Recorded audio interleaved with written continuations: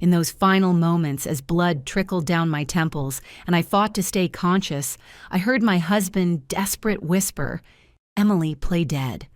What I discovered that day changed how I see my family forever. It was not just the attempted murder by my own son that destroyed me, but the horrible secret he kept for 2 decades about the disappearance of my firstborn, Sarah. A secret involving money, envy, and a lie, cultivated for years at the family dinner table. But before we continue, make sure you are subscribed to the channel Grandma's Revenge Tales and write in the comments, where are you watching this video from? We love to know how far our stories reach. My name is Emily. I am 58 years old, and until 3 days ago, I thought I had built a perfect life with my husband, David. We lived in a brick house in a quiet suburb where the smell of coffee mixed with the sound of birds on Sunday mornings. David worked as an accountant in a downtown office, and I taught literature at the state college.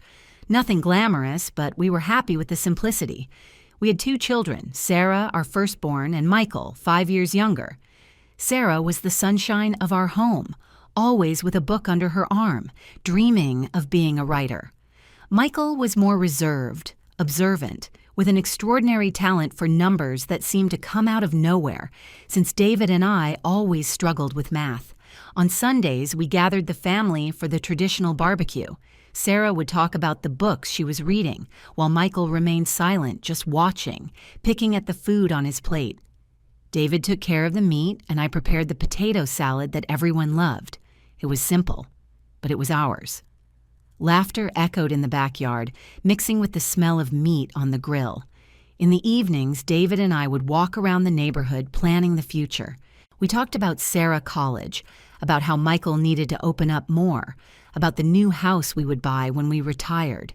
Simple dreams, modest, but they made sense to us. We had saved for years. We were not rich, but we had enough to live comfortably and help our children when they needed it. The house was almost paid off, and our savings, although not huge, would be enough for a quiet retirement. About $150,000, saved with sacrifice over 3 decades. It was when Sarah turned 20 that everything began to change. She and Michael started arguing frequently. I would find them in the hallway whispering angrily, and they would shut up when I appeared. When I asked them, Sarah would change the subject and Michael would simply leave the room. David said it was just sibling rivalry, that it would pass soon. One cold night in July, exactly 20 years ago, Sarah did not come home. We waited until 11, then until midnight, then until 2 in the morning. We called her friends, the police, the hospitals. Michael was in his room, supposedly studying for a calculus exam, but I noticed something strange in his eyes when I asked him if he knew where his sister might be. "She must be with some boyfriend, Mom." "You know how she is," he replied without looking up from his book. David went out with the neighbors to look for her. They checked every corner of the neighborhood, every square, every place Sarah used to go. At dawn, we received the news that would shatter our lives. Sarah's body had been found on the riverbanks, near the port area. The police concluded it was a robbery gone wrong. She did not have her purse, or documents, or the silver necklace we had given her for her birthday. A common crime in a big city. I never questioned that version because I could not imagine that the truth could be even more terrible. Sarah's funeral was the darkest day of my life. I wore the only black dress I had, saved for formal occasions, never for something like this. Michael stayed by my side, strangely calm for a 15-year-old boy who had just lost his sister. While I fell apart in tears, he kept his eyes fixed on the coffin, without a single tear. At that moment, I thought it was shock, his way of processing the pain. David did not leave my side during the entire funeral, holding my hand, supporting me when my legs gave way. "We will get through this together," he whispered to me, although I noticed a strange hesitation in his voice, as if he were keeping something he could not tell me. After Sarah's death, Michael changed completely. He became more attentive, more present at home. He started helping me in the kitchen, accompanying his father in house maintenance tasks, bringing me small gifts when he saw me too sad. I thought it was his way of dealing with grief, of filling the void left by his sister. How naive I was. What he was actually doing was building a perfect facade to hide the monster growing inside him. Years passed, and the pain of losing Sarah never completely left us, but we learned to live with it. Michael graduated in economics with honors. He got a job at an investment bank and seemed to be doing very well. He met Ashley, a charming girl from the marketing department, and they soon got married. They had 2 children, Ethan and Chloe, and for the first time since Sarah's death, I felt that life was giving us a second chance at happiness. Ashley called me Mom and spent hours with me in the kitchen learning family recipes. Michael opened his own financial consulting firm and apparently was thriving. Everything seemed perfect again, but now, lying in this hospital bed with 3 broken ribs and the taste of blood in my mouth, I understand that all that happiness was a lie carefully built over my daughter's corpse. The first signs that something was wrong started about 8 months ago, when David and I decided to update our will. We were already past 55 and needed to organize our assets. The house, the savings, the small farm I inherited from my parents upstate. It was Michael who suggested we look for a lawyer. "Mom, Dad, you are not so young anymore. We need to make sure everything is in order," he said with that smile that now seems so calculating to me. Ashley was by his side, holding my hand with those delicate fingers that later would help push me to my death. "We love you too much and want to ensure you are protected," she added with her sweet voice. The lawyer, Mr. Thompson, a middle-aged man we knew through mutual friends, explained our options. We could create a trust, divide the assets among the grandchildren, or make a conventional will. Michael insisted that we name him and Ashley as the sole heirs, arguing that they would handle the distribution to the grandchildren when the time came. Besides, he said, looking me in the eye with an intensity that made me uncomfortable, they are going to need us when they are older. It is better that we have access to the resources to take care of them properly. Something in his tone caused me an inexplicable unease, but David seemed convinced. My husband, always so practical and trusting, accepted the suggestion without much resistance. I had my doubts, especially because I remembered how Sarah always talked about helping us financially when we got old. Sarah had plans, dreams of taking care of us, but she was gone, and Michael was our only living child. We signed the documents one Wednesday afternoon. I remember Ashley was wearing a floral dress and gave me a long hug after the ceremony. "Now we are officially a family forever," she whispered in my ear. A chill ran down my spine, although I did not understand why at that moment. That night, while I was making vegetable soup for dinner, I could not shake the feeling that I had made a serious mistake. I mentioned it to David, who was distracted reading the newspaper at the kitchen table. "Did Michael seem a bit too insistent on the will to you?" I asked, stirring the steaming broth. "He is just being practical, Emily. He knows finance." "It is his job," David replied, without looking up from the paper. But I noticed a tension in his shoulders, something that did not match his carefree words. The following weeks were strange. Michael and Ashley started visiting us more frequently, not just for Sunday lunches, but on random days of the week, always with suggestions on how we should manage our money, what investments to make, what life insurance to buy. "Mom, you should sell this house," Ashley commented while examining our living room, as if she were appraising a property for sale. "It is too big for you two. We could find you a comfortable apartment, closer to our house." But I loved our house. Every corner held a memory. The mark on the kitchen wall where we measured Sarah and Michael's height when they were kids. The step that creaked on the stairs and announced when someone came down at night. The reading nook on the porch where Sarah spent hours devouring books. I could not imagine living anywhere else. When I expressed this, I saw a flash of irritation in Michael's eyes that gave me a chill. "Mom, you are being irrational," he said in a tone he had never used with me before. This house is huge for 2 people your age. If one of you falls down these stairs, it could be fatal." Ashley nodded vigorously. Besides, the maintenance must cost a fortune. It would be much smarter to sell now while the real estate market is up. To my surprise, David began to consider their argument. My husband, who had always said he would die in that house, was now talking about being practical and thinking about the future. There was something in his look that I could not decipher, a mixture of fear and resignation that did not fit the decisive man I knew. One night, after another one of those tense conversations, I confronted David in the bedroom. "What is going on? Why are you considering selling our house? You always said we would never leave here." He sighed deeply, sitting on the edge of the bed with his shoulders slumped. "Emily, maybe they are right. We are not as young as we used to be." But I saw something in his eyes, a shadow of doubt, a secret he could not share. The situation escalated when Michael suggested we give him power of attorney to manage our finances. "It is just a precaution," he explained while Ashley made tea in our kitchen, moving as if the space were already hers. "If one of you gets sick or has a problem, we can take care of everything without legal complications." The way he said it so naturally almost convinced me. Almost. That night, I could not sleep. I lay staring at the ceiling, listening to David breathing beside me, trying to understand why I felt so uncomfortable with my son, apparently legitimate concern. The next day, I called my older sister, Helen, to ask for her advice. Helen was always more suspicious, more perceptive than me.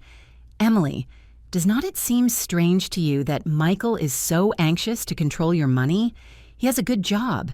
His consulting firm seems to be doing well. Why this obsession with your finances?" Her words hit me like lightning. She was right. Michael had never shown financial problems. He never asked to borrow money. He never showed signs of economic difficulty. On the contrary, he always made sure to show us how much he was thriving. The new car, the international trips, the expensive school for his children. That afternoon, when Michael came over for another one of his conversations about the future, I decided to confront him directly. "Son," I started as we sat in the living room, "why is it so important to you to have control over our finances? Your father and I are still lucid and capable." His reaction was immediate and revealing. His face hardened, and for an instant I saw something in his eyes I had never seen before, something cold, calculating, and frighteningly familiar. "Mom, it is not about control," he replied with a tense voice. "It is about love, care, and family responsibility." But the way he pronounced family responsibility sounded more like a threat than an expression of affection. That night, after Michael and Ashley left, David and I had our first serious argument in years. He thought I was exaggerating, seeing problems where there were none. I insisted that something was not right, that our son's behavior had changed drastically. "David," I told him while we washed the dinner dishes, "do you remember what Michael was like before Sarah's death? He was different, more distant, more... I do not know how to explain it, but something about him scared me sometimes." My husband froze, the soapy plate suspended in the air. In his eyes, I saw something I had never seen before. Recognition mixed with terror. "Emily," he said to me in a low voice, almost a whisper, "there are things about Sarah's death that I never told you." My heart raced so fast I thought it was going to explode. David's words hit me like a punch. "What do you mean? What are you talking about?" David sat heavily in one of the kitchen chairs, the same table where we shared thousands of family meals, where Sarah used to write her stories, where Michael was always watching in silence. He ran his hands over his face as if trying to erase the memories that had tormented him for 2 decades. The night Sarah disappeared, he began with a choked voice. "Michael was not in his room studying as he told us. I saw him leave the house around 8. Something about his behavior worried me, so I followed him. He'd been very strange those days, more aggressive, more secretive."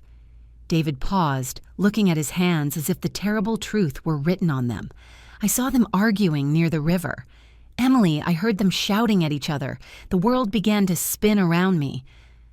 What were they arguing about? I asked, although a part of me no longer wanted to know the answer. David looked up, and I saw tears he had not even shed at our daughter's funeral. About money, Emily. Michael was furious because Sarah was the firstborn, because according to my family tradition, she would receive the largest part of the inheritance. But there was something else, something about money Michael was taking without permission. What money? I asked, feeling the ground disappear beneath my feet. David took a deep breath before continuing.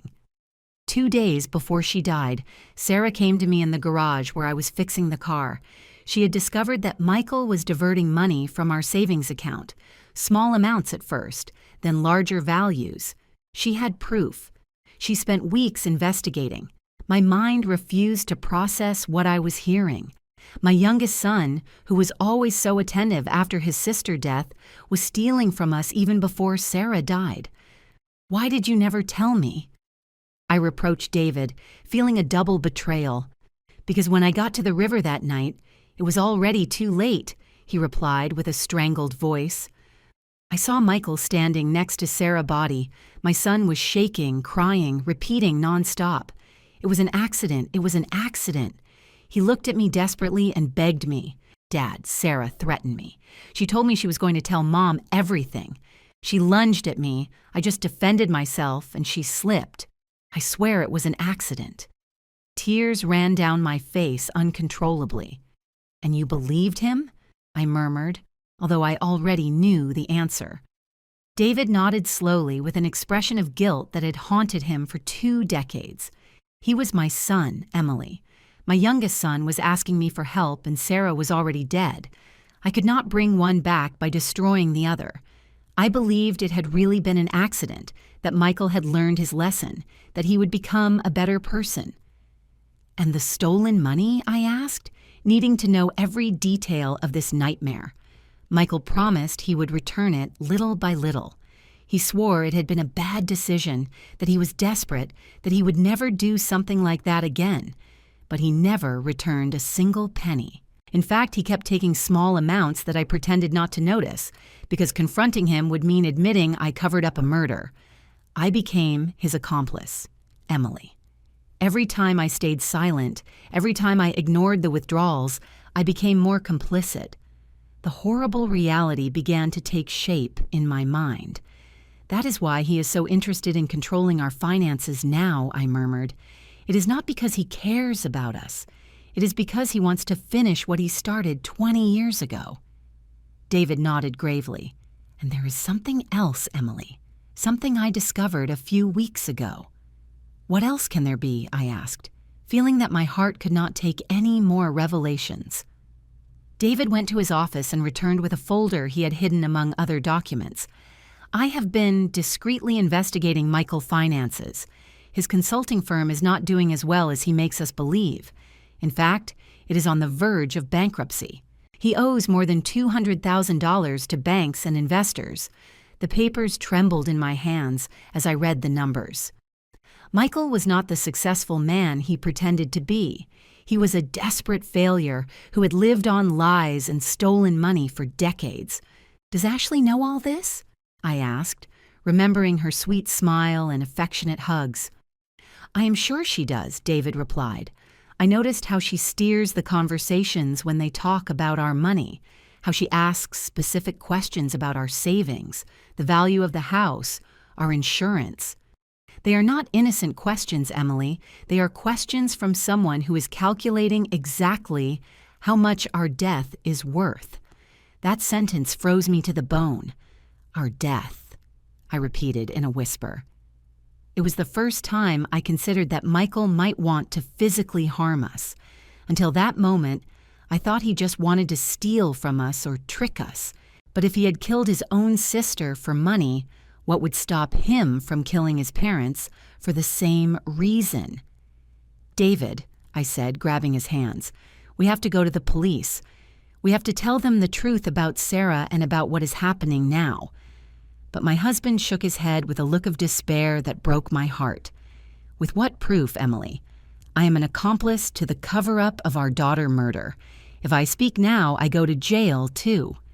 He paused, the weight of 2 decades of silence evident on his aged face. And who would believe an old man of 62 who kept this secret for 20 years? He was right. "Are we going to wait for him to kill us like he killed Sarah?" I asked, my voice trembling with fear and rage. "We are going to be cautious," said David, trying to sound more confident than he really was. "We are going to find a way to protect ourselves, to gather evidence to—" His words were interrupted by the phone ringing. It was Michael. "Hi, Mom," he said with that sweet voice that now sounded sinister to my ears. "Ashley and I were thinking, and we believe it would be amazing to celebrate your wedding anniversary with something special. How about we take you to those mountains near the Smoky Mountains you always talk about? We could do a family hike, take photos, and spend a perfect day together." My blood froze. I looked at David, who had heard the conversation on speaker and had the same expression of terror.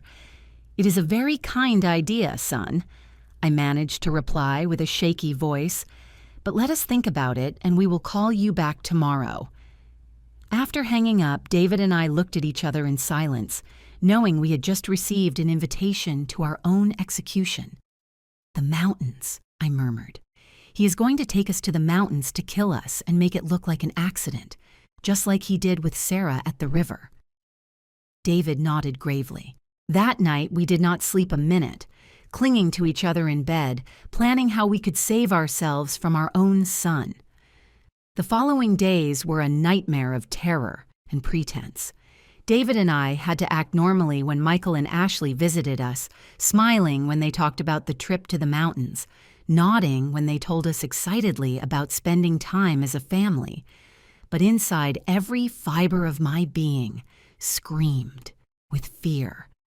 I knew I was looking into the eyes of my daughter killer, and now he was planning to do the same to my husband and me. Ashley appeared on Friday afternoon with a shopping bag and that radiant smile that now looked like a demon mask. "Emily, dear," she said to me, hugging me with those arms that would shortly push me to my death. "I bought some supplies for our adventure in the mountains: sandwiches, water, fruit, everything we need for the picnic." She showed me the contents of the bag like an excited child, but I could only think about how each of those items would be used to cover up our murder. "I also brought my new camera," she added, taking an expensive digital camera out of her purse. "I want to capture every moment of this special day. They will be photos we will treasure forever." The irony of her words made me nauseous. The only photo she would take would be of our broken bodies at the bottom of some cliff. Michael arrived shortly after carrying a new-looking hiking backpack. "Dad," he said to David with forced enthusiasm, "I bought all the necessary equipment for a safe hike: ropes, flashlights, first aid kit." Every word sounded like a cruel mockery. Safety equipment to plan our murders. The perversity of the situation made me dizzy. "Is not it a bit dangerous for people our age?" I asked, trying to sound casual while looking for any excuse to cancel the trip. Ashley stroked my face with that fake tenderness that turned my stomach. "That is why we chose a very quiet and safe trail," she assured me. "It is a hike that even children can do. Besides, Michael and I will be there to take care of you the whole time." Yes, they would be there to take care of us until the exact moment they decided to push us off a cliff. That night, when they finally left, David and I sat in the living room, trembling not only from the cold, but from the absolute terror we had contained for hours. "We cannot go," I told him, grabbing his hands. "We simply cannot. We will invent some excuse." "If we do not go," David replied with a grave voice, "they will find another way to kill us. Maybe something that looks even more accidental, like a gas leak or a house fire. At least in the mountains we know what they are going to try to do." His words had a terrible logic that did not comfort me at all. "Then what do you suggest?" I asked, desperate to find some solution that would save our lives. David remained thoughtful for a few minutes before answering. "We will go, but we will be prepared. I will hide my phone and set it to record everything. If we manage to survive, we will have proof. If not, his voice broke. At least someone will know the truth. On Saturday morning, we could barely touch breakfast. We knew it could be our last meal together in our house, in that kitchen where we shared so many happy moments when we were a real family. David reviewed his will one more time, making sure that if something happened to us, Michael would not get everything without some record of our suspicions. I wrote a letter, he confessed to me, taking a sealed envelope out of his desk drawer. It is addressed to your sister Helen. In it, I explain everything we know about Sarah's death and what we believe Michael plans to do to us. I hid it in the memory box in the attic. If we do not come back from this trip, at least she will know where to look for the truth. Saturday dawned with a clear blue sky that seemed to mock our situation. Michael arrived early, whistling a cheerful tune that froze my blood. "Good morning, lovebirds," he shouted from the front door. "Ready for the big adventure?" Ashley appeared right behind him, radiant like a bride on her wedding day, except this was a wedding with death. During breakfast, which we could barely eat, Michael explained the itinerary we would follow in great detail. "It is a beautiful trail," he said, spreading a map on the table. "It leads to a lookout point from where you can see the whole valley. They say the views are spectacular." His eyes shone with an enthusiasm that seemed demonic to me. Of course, the views would be spectacular. They would be the last ones we would see in our lives. "The trail has some steep parts," Ashley added, as if giving us useful tourist information, "but nothing experienced hikers like you cannot handle." Her comment about our supposed hiking skills sounded like a cruel joke. We were two 60-year-olds who barely walked to the corner bakery on Sundays. While we loaded the car, I saw Michael meticulously checking his backpack, making sure he had everything he needed for his plan. I noticed ropes, a small shovel, and something that looked like a flare gun. "What is that for?" I asked, pointing to the weapon. "For safety," he replied without hesitation. "If we get lost or something goes wrong, we can send a distress signal." Sure, they would send a distress signal after pushing us off a cliff so our bodies could be found, and the tragic accident during a family trip could be confirmed. Everything was calculated, every detail planned so that our murders would look perfectly natural. The car ride to the mountains lasted almost 2 hours that felt like an eternity.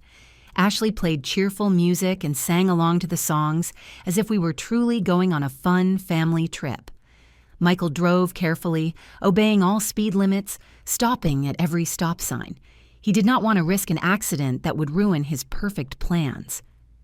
During the trip, David discreetly took my hand and showed me that he had activated the recording on his phone.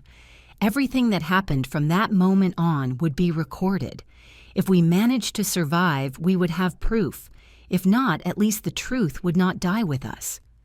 When we finally arrived at the trailhead, my heart was beating so hard I thought it was going to burst out of my chest. The place was stunning, with tall pines and the sound of a nearby stream, but for me, it had become the stage for my own execution.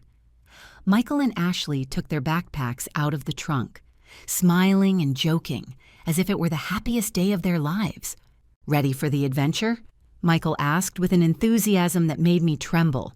And for the first time in 20 years, I saw in his eyes the same cold shine he must have had the night he killed Sarah. The trail started relatively easy, winding between towering trees and moss-covered rocks. Ashley walked ahead of us, constantly taking photos and commenting on the beauty of the landscape. "Look at those wildflowers," she exclaimed, pointing to bushes covered in small blue flowers. "And that bird up there, how beautiful." Her performance was perfect, that of a loving daughter-in-law enjoying a special day with her in-laws. Michael walked behind us, supposedly to make sure we did not get left behind, but I could feel his eyes on our backs like daggers.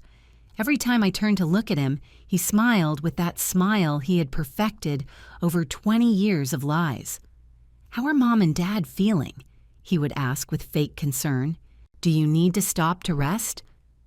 After an hour of walking, we began to climb a steeper part of the trail. My legs already felt like lead, and David was breathing with difficulty.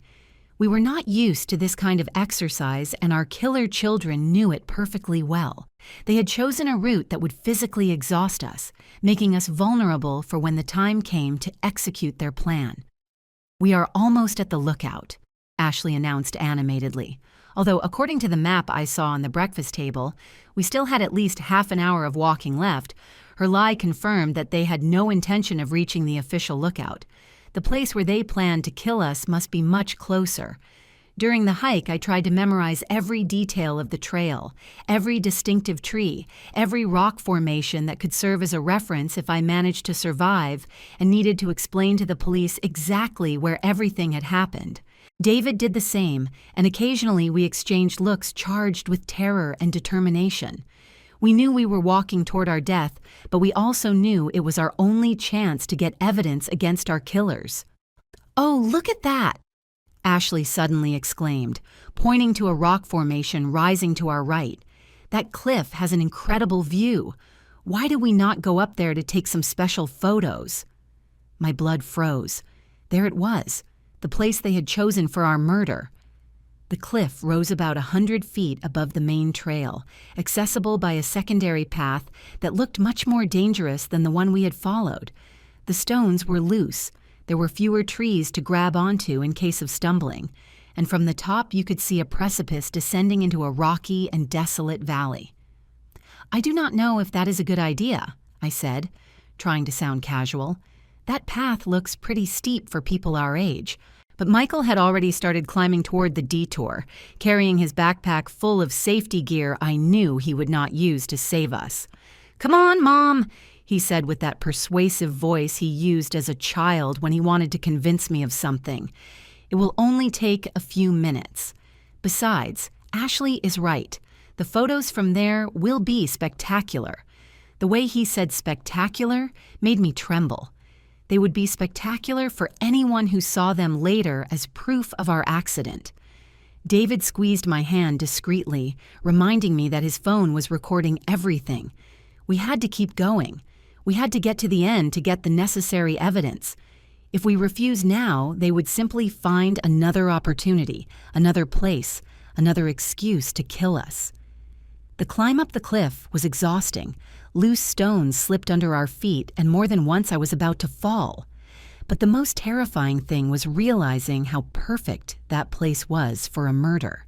If someone accidentally tripped and fell from the top, there would be no chance of survival, and more importantly, there would be no witnesses. "Almost there!" Ashley shouted from above, where she had already arrived with the agility of someone who had planned this route carefully. Michael followed her, and then helped David and me complete the last few yards of the climb. His hands on my arms felt like the claws of a predator. The lookout was truly impressive. From there you could see the whole valley, the mountains in the distance, and the river winding through ancient trees. In any other circumstance, it would have been a beautiful moment to share as a family. But knowing what I knew, the place seemed like the perfect setting for a nightmare. "Come here for the photos!" Ashley exclaimed, positioning herself near the edge of the cliff. "I want the valley in the background."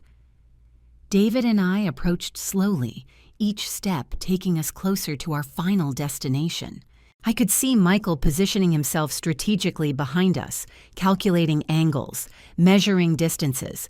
"Perfect," said Ashley, lifting her camera. "Now hug each other and smile." David and I hugged, probably for the last time, while she took photo after photo. Each flash of the camera seemed like lightning announcing the storm that was about to arrive. "One more," Michael suggested, approaching us. "But this time, take a step back, so the landscape looks better." A step back meant being exactly on the edge of the precipice. David and I exchanged a look. The time had come. We stepped back as we were told, feeling the firm ground disappear under our feet, leaving only the void of the abyss behind us. Ashley raised the camera once more, but this time I saw something different in her eyes. There was no longer a need to pretend. The mask had fallen. "Smile," she said with a voice that no longer had anything sweet about it. "This will be your last photo." At that moment, Michael lunged at us with his arms outstretched. The plan was simple: push us backward so we would fall into the void, take some photos of the accident, and then go down to find our broken bodies. But David had prepared for this moment. At the last second, he managed to grab Michael's wrist and pull him forward. "If we are going to die, you are coming with us!" he screamed with a fury I had never seen in him before. For a moment, the four of us were teetering on the edge of the cliff, holding onto each other in a macabre dance between life and death. Ashley screamed and tried to help Michael, but the weight of all of us was too much. I felt the ground give way under my feet. I felt gravity begin to win the battle. And then we fell together, trapped in a deadly embrace, screaming as the air whistled around us and the rocky ground approached at terrifying speed. In those seconds that lasted an eternity, I thought of Sarah, of how she must have felt when Michael pushed her into the dark waters of the river 20 years ago.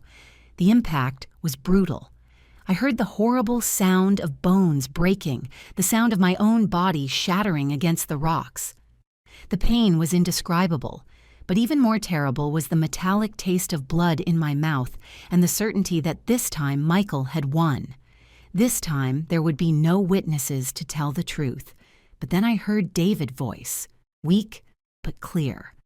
"Emily, do not move. Play dead." And I realized something incredible. I was still alive. The pain was so intense I thought I would go crazy. Every fiber of my body screamed in agony. I felt blood running down my face and something hot and sticky soaking my clothes. But David's voice echoed in my ears like a divine command. "Play dead." With a willpower I did not know I possessed, I remained completely motionless, controlling even my breathing so it would be imperceptible. A few yards away I could hear Michael and Ashley moans of pain. They had also survived the fall, but from their wails they seemed to be in worse condition than us. "Ashley," I heard my son's broken voice, "are you okay?" His concern for his wife disgusted me. This man, who had murdered his own sister and tried to kill us, was still capable of feeling love for someone. "I think I broke my leg," Ashley moaned. "It hurts so much, Michael. And the old folks?" The disrespectful way she referred to us confirmed what I already knew. We had never been family to her. We were just obstacles on the way to our money. I heard movement as if Michael was crawling in our direction. My heart beat so fast I feared he might hear it.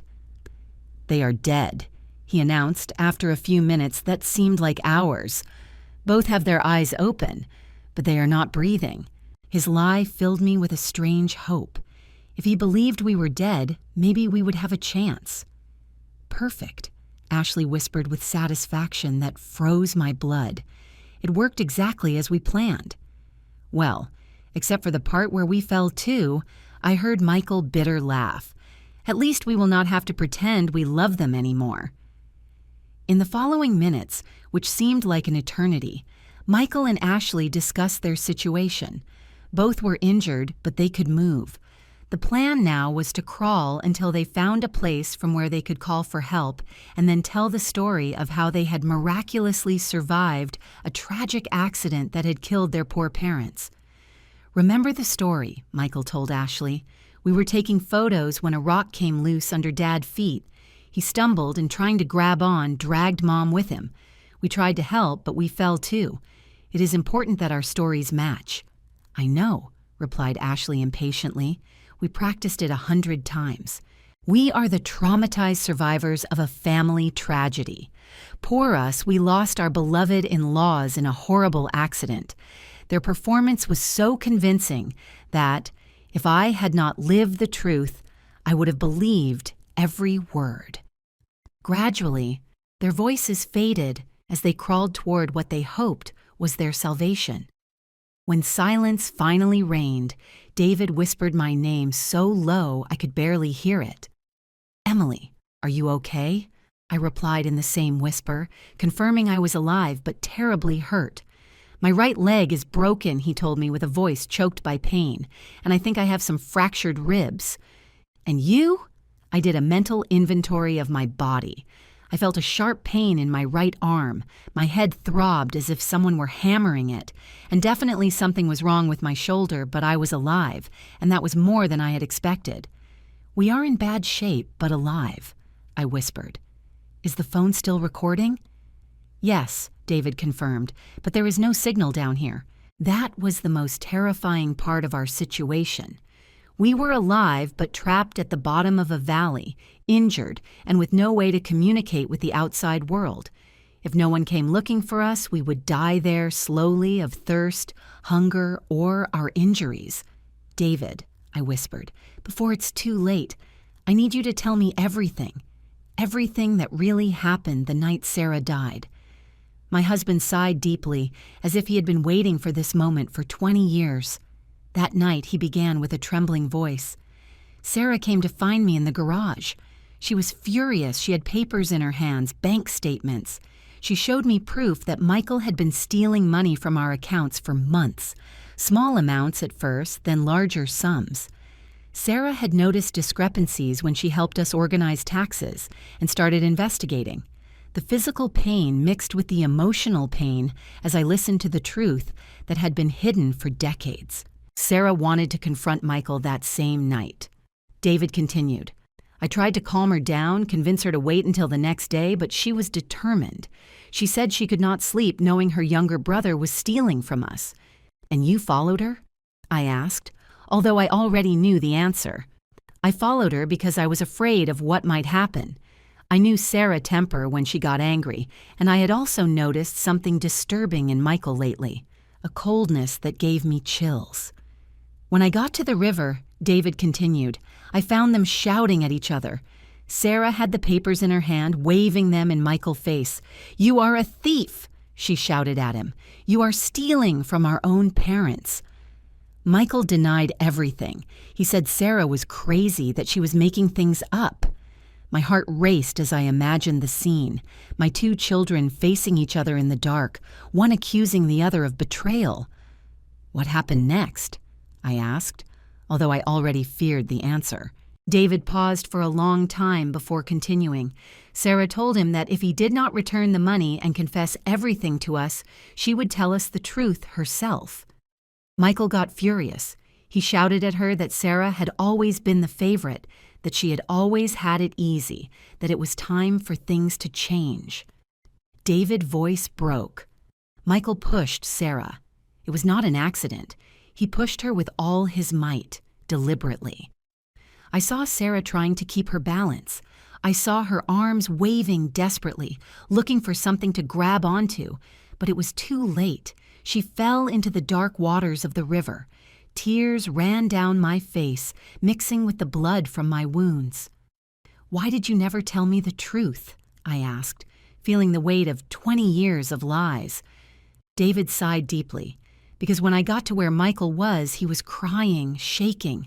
He told me over and over again that it had been an accident, that he had not intended to hurt her. He begged me not to tell you anything, that he could not lose you, too. "But you knew it was a lie?" I murmured with a broken heart. "Yes, but he was my son, Emily, my only surviving son. How could I turn him into the police? How could I destroy what was left of our family?" His justification hurt me as much as my physical injuries. And the stolen money? Michael promised he would return it little by little. He swore it had been a bad decision, that he was desperate, that it would never happen again. But he never returned a single penny. In fact, he kept stealing, and I stayed silent because every day that passed made me more complicit in his crime. Just at that moment, we heard voices in the distance. Michael and Ashley had managed to find help. Soon the rescue teams would be there, and our killer children would play the role of their lives. The traumatized survivors of a family tragedy. The voices got closer and closer, accompanied by the sound of helicopters flying over the area. The rescue team had arrived, and with them came the most crucial moment of our lives. David and I had to make a decision in a matter of minutes. Should we continue pretending to be dead until we found the perfect opportunity to reveal the truth, or risk being rescued along with our killers? "Emily," David whispered urgently. The phone recorded everything that happened up there. We have Ashley's confession about the plan. We have Michael admitting we are obstacles. We have everything. But if they find us alive now, they destroy the evidence before we manage to hand it over to the authorities. He was right. If Michael and Ashley realized we had survived and heard their confessions, they would find a way to silence us forever. This time, it would not be an accident. It would be something much more direct and definitive. We had to wait for the perfect moment. "They are down here," Michael's voice shouted from above. "My parents, please hurry." His acting was perfect, his voice broken by pain and despair. If I did not know the truth, I would have believed it was a son devastated by the loss of his parents. "Sir, stay calm," replied an authoritative voice, probably the chief of the rescue team. "We will go down to evaluate them. Can you and your wife move?" I heard the sound of ropes and equipment being prepared for the descent. Ashley had perfected her role as the grieving daughter-in-law. "I cannot believe this happened," she sobbed. "We were taking photos, so happy. Everything happened so fast. A rock came loose and they fell. Every word was like a stab in my heart, because I knew she would repeat that same story to the police, to the press, to anyone who wanted to hear her version of events. The rescuers began to descend. I could hear their voices getting closer, the sound of their boots against the rock, the clinking of their gear. David squeezed my hand discreetly, reminding me that we had to keep up the charade, whatever happened. "They are here," shouted one of the rescuers upon finding us. "We have 2 people at the bottom of the valley." He approached us and began to examine us. I kept my eyes closed and my breathing so shallow it was almost imperceptible. I felt his hands looking for a pulse in my neck, his ear near my mouth, trying to detect breathing. "This one still has a weak pulse," he announced, referring to David. "The woman? I am not sure. I need the medical team down here immediately." My heart raced. The plan was working. They would believe David was on the verge of death, but still alive, while I would be close enough to death not to be an immediate threat. In the next few minutes, which felt like hours, the paramedics worked on us. I felt when they put an oxygen mask on me, checked my wounds, and secured me to a stretcher. The whole time I had to fight every instinct in my body, which screamed at me to open my eyes, to ask for help, to stop pretending. "The woman is in very serious condition," I heard one of the paramedics report by radio. "Pulse almost imperceptible. We need to transport them to the hospital immediately." Perfect. They would take us to the hospital where we would have the opportunity to talk to the authorities without Michael and Ashley being able to silence us. During the ascent on the stretchers, I could hear Ashley's theatrical sobs and the words of comfort the rescuers offered her and Michael. "You were very brave to survive this," someone told them. "It is a miracle you are relatively okay." If they only knew the real miracle was that David and I were alive to tell the truth. In the medical helicopter, as we flew toward the hospital, I could feel David's presence on the stretcher next to me. The paramedics were focused on keeping him stable, and from their conversations, I understood he was in critical condition. His injuries were more serious than mine, and for a terrible moment, I feared he might die before we had the chance to reveal the truth. "Ma'am," I heard one of the paramedics tell me, "if you can hear me, hang on. We will be at the hospital in a few minutes." His voice was gentle, full of genuine compassion that contrasted dramatically with the falsehood I had heard from my own family. When we arrived at the hospital, the chaos was immediate. Doctors and nurses ran from one side to the other, shouting medical orders I did not understand. I was taken directly to an emergency room, where they began to work on my wounds. I had to keep pretending I was unconscious, but I also needed to find a way to communicate with someone I could trust. "Doctor," I heard a nurse say, "her vital signs are strange. The pulse is stronger than we would expect for someone in her supposed condition." My heart skipped a beat. They had discovered me. I was such a bad actress that my own body was betraying me. Murmured the doctor. "Sometimes it happens in cases of extreme trauma. The body has mysterious ways of clinging to life. Let us monitor her closely. The lady, well, the next few hours will be crucial." Ashley made a sound that was supposedly a sob of pain, but to me it sounded like a sigh of relief. "Can we see them?" Michael asked. "Just for a moment. We need to say goodbye just in case." The doctor agreed, and soon I heard footsteps approaching my bed. It was the most dangerous moment of all. I had to convince my killer son that I was really dying. I felt Michael's presence next to my bed. His hand touched mine, and it was all I could do not to pull away. "Mom," he whispered, "if you can hear me, I want you to know that I love you. I am so sorry this happened." His words were poisoned honey, sweet on the surface but deadly at their core. Ashley approached from the other side. "Emily, dear," she murmured, "you have been like a mother to me. We will never forget you. Lie." The only reason they would not forget me was because they would have to live with the knowledge that they had murdered me. But then, Michael leaned closer to my ear and whispered something that froze my blood. "I hope you learned your lesson, Mom. You never should have asked so many questions about our finances. Some truths are better left buried, just like Sarah." At that moment, I knew our plan had worked. Michael had just confessed, and although I had no way to record it, there was a nurse in the room who had heard every word. Michael's whisper echoed in my ears like a direct confession of his guilt. He had mentioned Sarah. He had admitted that some truths should remain buried. And more importantly, he had recognized that our questions about finances had been the reason for our accident. The nurse who had heard the comment, a young woman named Carla, according to her ID, had frozen next to the heart monitor. I saw through my half-closed eyes how her eyes widened in surprise and horror.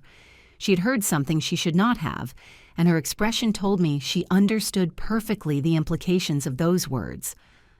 "What did you say about Sarah?" Ashley whispered, obviously surprised by the mention of the dead sister. Michael tensed up, realizing he had spoken too much. "Nothing," he murmured.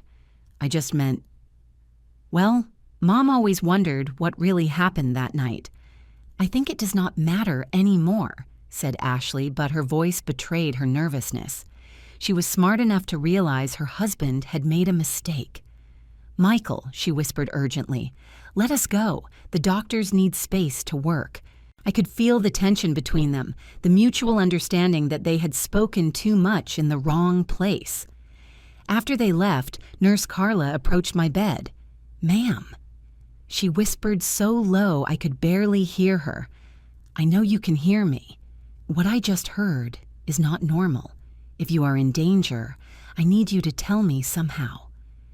Her voice had an urgency that filled me with hope. Someone else had started to suspect.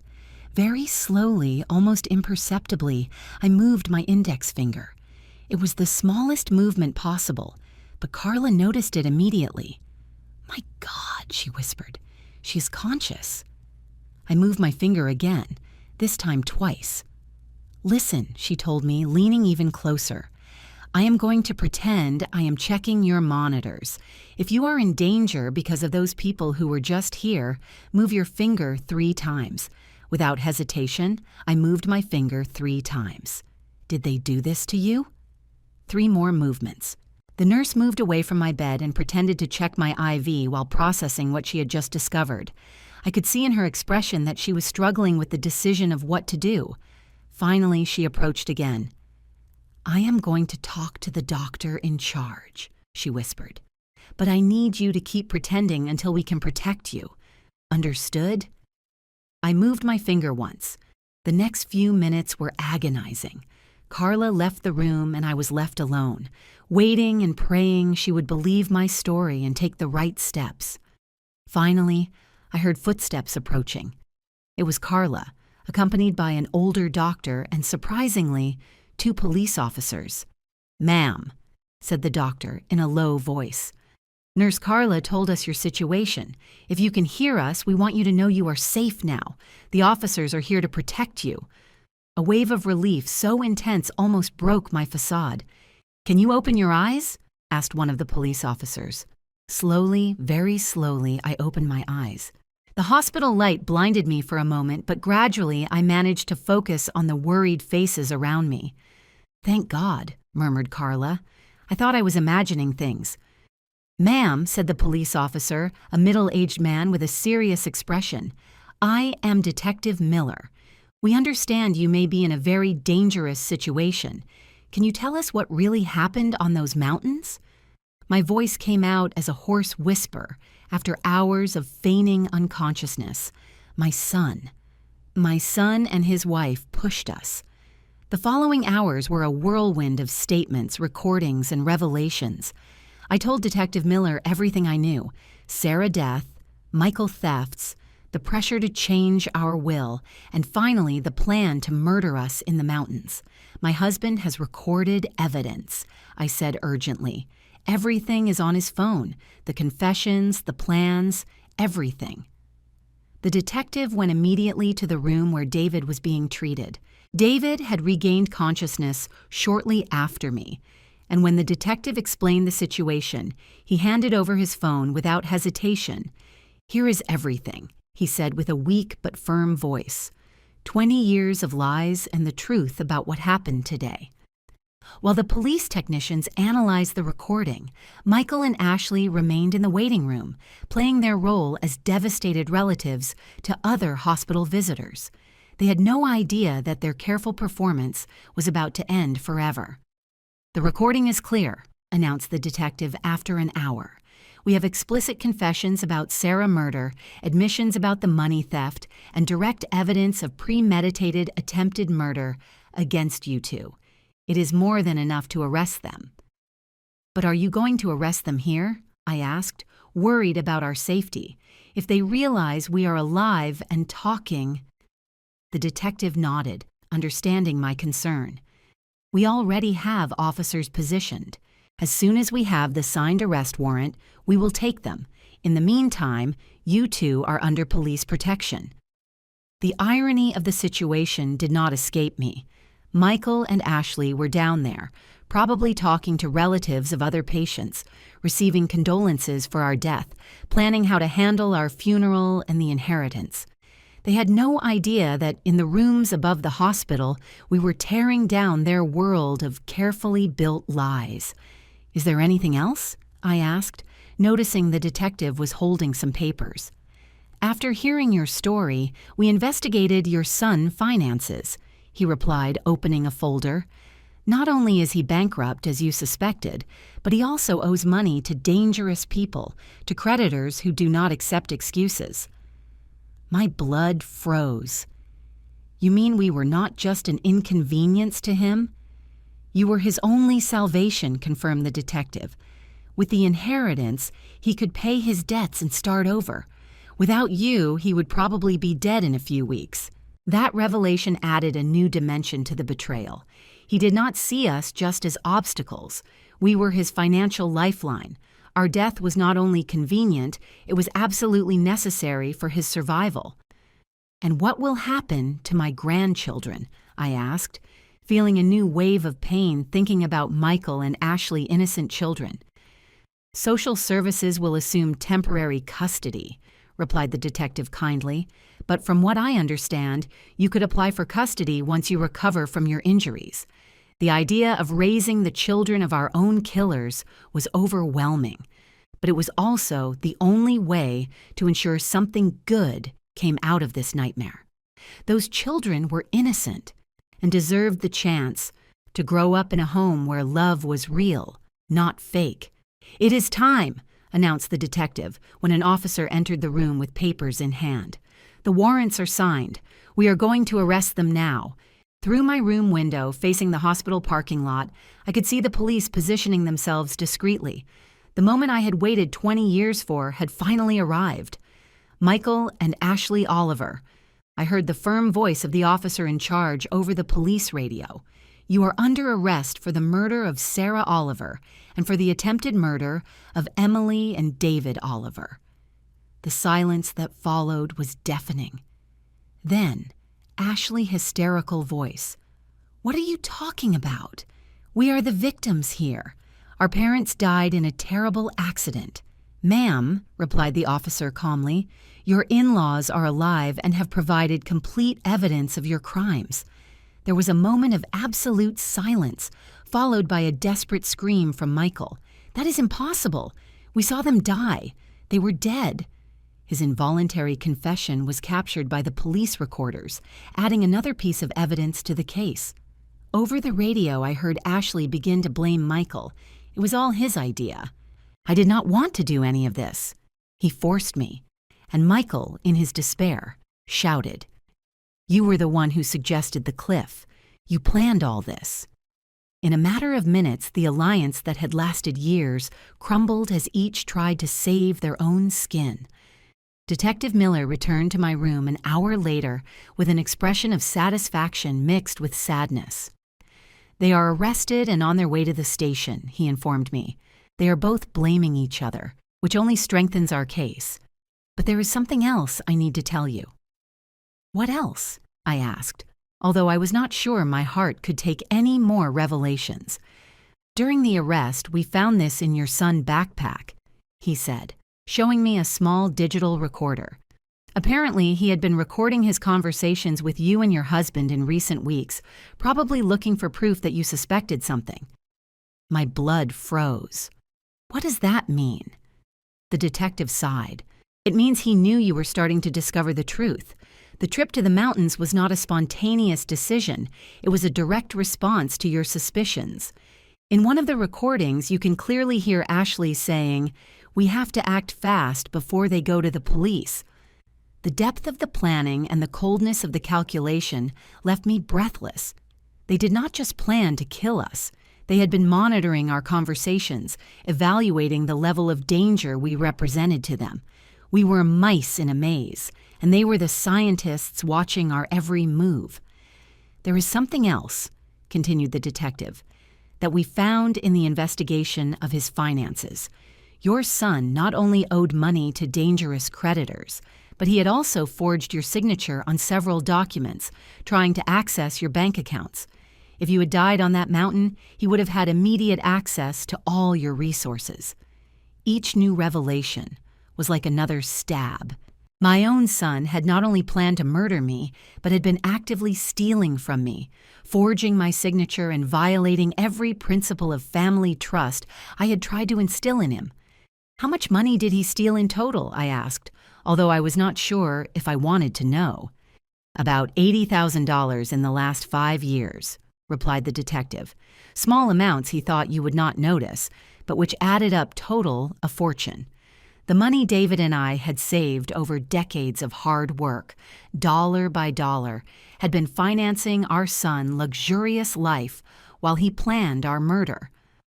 The following days in the hospital were a whirlwind of interviews with the police, visits from lawyers, and calls from journalists who had heard the story. The local press had headlined the case as the most brutal family betrayal of the decade. Reporters from all over the country wanted to hear our version of events. My sister Helen arrived from out of town crying and hugging me as if she had not seen me in decades. "Emily," she repeated between sobs. I always knew there was something weird about Michael after Sarah's death, but I never imagined he was capable of this. Her words comforted me because they confirmed that my maternal instincts had not been completely blind. "And the children?" I asked about my grandchildren, who were now in the temporary custody of social services. "I visited them yesterday," replied Helen with sadness. "They are confused, asking why their parents cannot come home. They are too young to understand what really happened. The lawyer we hired, Mr. Davis, came to visit us with news about the legal process. The case is solid," he assured us. "With the recordings, the confessions during the arrest, and all the financial evidence, it is almost impossible for them to escape significant convictions." The trial began 6 months later. The day I had to testify, I looked Michael directly in the eyes for the first time since the arrest. I saw no remorse or pain. I did not see the son I had raised. I saw a cold and calculating stranger who had disguised himself as my son for decades. When I finished my testimony, after recounting every horrible detail of our experience, I addressed him directly from the witness stand. "Michael, I do not know who you are, but you are no longer my son. My son died the night you killed Sarah, and what has been living in his place for 20 years is a monster that I unknowingly helped raise." The jury deliberated for only 2 days before declaring Michael guilty of first-degree murder for Sarah death and aggravated attempted murder for what he did to us. Ashley received the same sentence as an accomplice. Both were sentenced to 30 years in prison. Now, a year later, David and I started the process to formally adopt our grandchildren, Ethan and Chloe. They are beautiful and innocent children who deserve the chance to grow up knowing what true love is, not the manipulative and toxic love they received from their biological parents. Every night when I tuck the children in, I tell them stories about their Aunt Sarah, whom they never met, how she loved books, how she dreamed of being a writer, how her smile lit up the house. I do not tell them how she died or who killed her. Those are truths for another day, when they are older and can understand. Sometimes, when I am alone on the porch, looking at the stars Sarah loved so much, I wonder if we could have done something different, if we could have noticed the signs sooner, if we could have saved both our children. But then I remember that, despite everything, we still have the opportunity to do something right. Ethan has the same love for books that Sarah had. Chloe has the same contagious laugh. In them, I see the opportunity to build a family based on truth, not lies. And maybe, just maybe, that will be enough to start healing wounds I thought would never heal. Now, if you like this story, click on the next video that appears on the screen, because in it is a story of betrayal and twists like you have never seen before.